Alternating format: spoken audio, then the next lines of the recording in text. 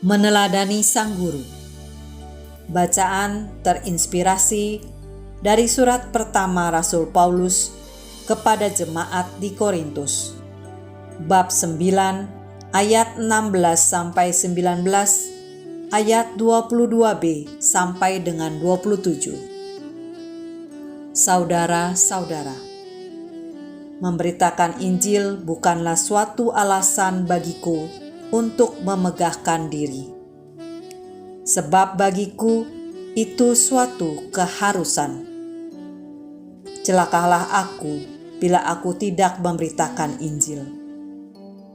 Andai kata aku melakukannya menurut kehendakku sendiri, memang aku berhak menerima upah. Tetapi karena aku melakukannya bukan menurut kehendakku sendiri, maka pemberitaan itu adalah tugas penyelenggaraan yang ditanggungkan kepadaku. Kalau demikian, apakah upahku? Upahku ialah bahwa aku boleh memberitakan Injil tanpa upah, dan bahwa aku tidak mempergunakan hakku sebagai pemberita Injil. Sebab sekalipun aku bebas terhadap semua orang, aku menjadikan diriku hamba semua orang, supaya aku dapat memenangkan orang sebanyak mungkin.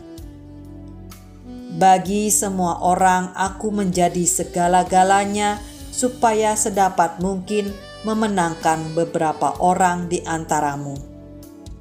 Segala-galanya itu kulakukan demi Injil, agar aku mendapat bagian di dalamnya. Tidak tahukah kalian bahwa dalam gelanggang pertandingan semua peserta turut berlari, tetapi hanya satu orang saja yang mendapat hadiah? Karena itu, larilah begitu rupa, sehingga kalian memperolehnya. Tiap-tiap orang yang mengikuti pertandingan menguasai dirinya dalam segala hal. Mereka berbuat demikian untuk memperoleh suatu mahkota yang fana, tetapi kita untuk memperoleh suatu mahkota yang abadi. Sebab itu, aku berlari bukan tanpa tujuan, dan aku bertinju bukan dengan memukul secara sembarangan. Sebaliknya, aku melatih dan menguasai tubuhku sepenuhnya. Jangan sampai aku sendiri ditolak sesudah memberitakan Injil kepada orang lain. Demikianlah sabda Tuhan.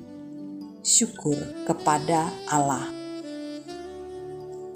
Dalam menjalankan pemberitaan Injil, kita perlu berlaku seperti anak-anak Allah, murah hati, baik hati kepada orang-orang yang tidak tahu berterima kasih, maupun yang jahat, dan bertekun hingga menjadi sama seperti Sang Guru.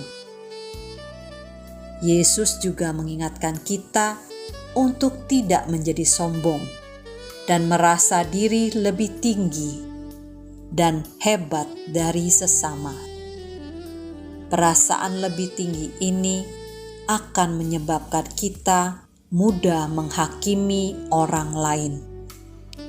Yesus berpesan kepada murid-murid yang diutusnya untuk memberitakan Injil, agar mereka tetap setia mendengar dan melakukan apa yang dikatakan dan dilakukan Sang Guru. Bagaimana kita memberitakan Injil?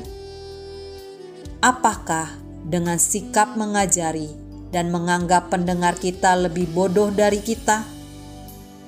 Paulus memberikan contoh bagaimana ia dapat memenangkan baik orang Yahudi maupun orang non-Yahudi, pejabat maupun orang biasa. Bagaimanakah cara Paulus dalam memberitakan Injil? Yaitu dengan merendahkan diri dan menjadi sama seperti pendengarnya.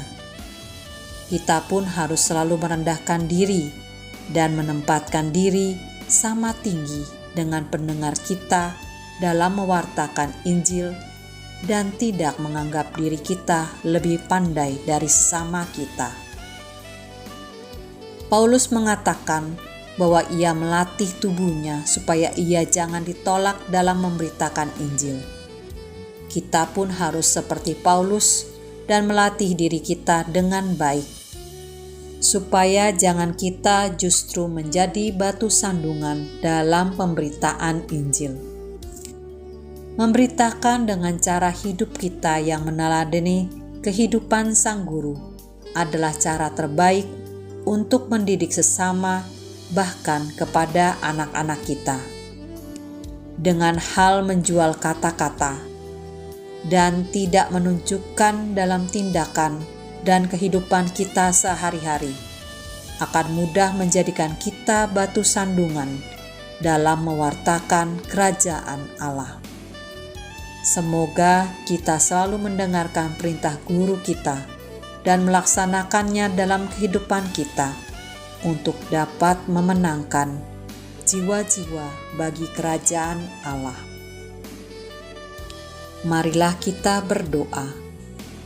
Tuhan Yesus, ajarilah aku untuk selalu mendengarkan perkataan-Mu dan melaksanakannya dalam kehidupanku, supaya aku dapat menjadi alat-Mu dalam mewartakan kerajaan Allah.